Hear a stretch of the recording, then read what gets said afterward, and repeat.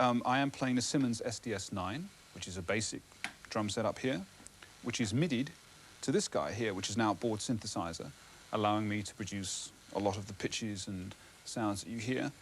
I'm also playing a Simmons SDS7 here, which provides 12 channels worth of interesting sound. The whole lot is wired into this genius little thing here called the MTM, which is a sort of elaborate routing device. And then that talks to, it sends messages to all the units to turn up with certain programs at certain times. This unit here will allow me to store 100 odd programs of anything I like, any combination of any of these instruments, with or without drum sounds, with or without certain pads. Any pad can be any sound at any time, in any combination, all storable in here where it says play patch. Now it says I'm going to play patch 17. For the purposes of this demonstration, we'll just see what is on 17. As you can tell, there's actually no drum sound there at all. But there are two notes, dual layer it's called. You can see as I play it harder, in come the pitches. Patch 20 is aha, an old favorite where the snare drum is now routed to this thing, which used to be the bass drum. And the bass drum is routed up to where the snare drum is. So you can suddenly do 5-stroke rolls on your bass drum and sound great.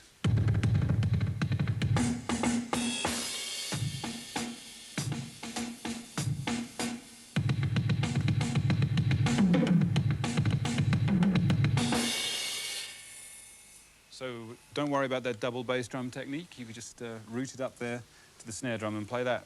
I think the next patch probably is the same thing but in reverse, so that the snare drum is where the snare drum usually is. So cycling between the two.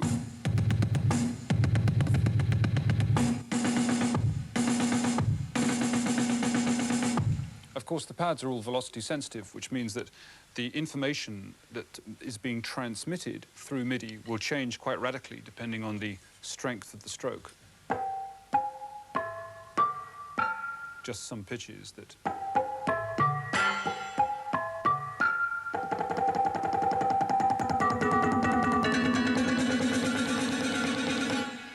You can hear the other overtones coming in from the drum, and you can also hear the other pitches in the chord that has been stored in the MTM's brain coming in as I play hard, and more notes of the chord come in until the full chord is sounded.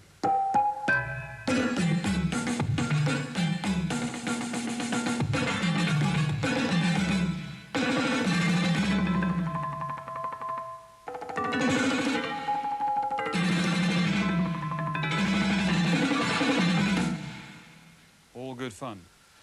So where had I got to? Ah, yes.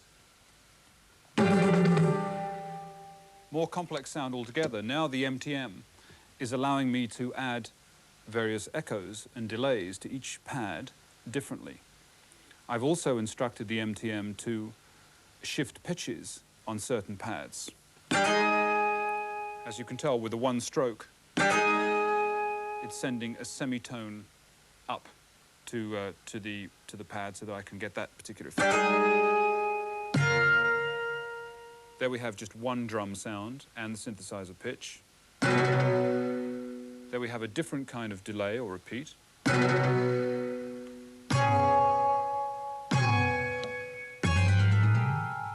we have a very complex sound where the drum is rising up and the pitches are descending down chromatically, stepped down in ones.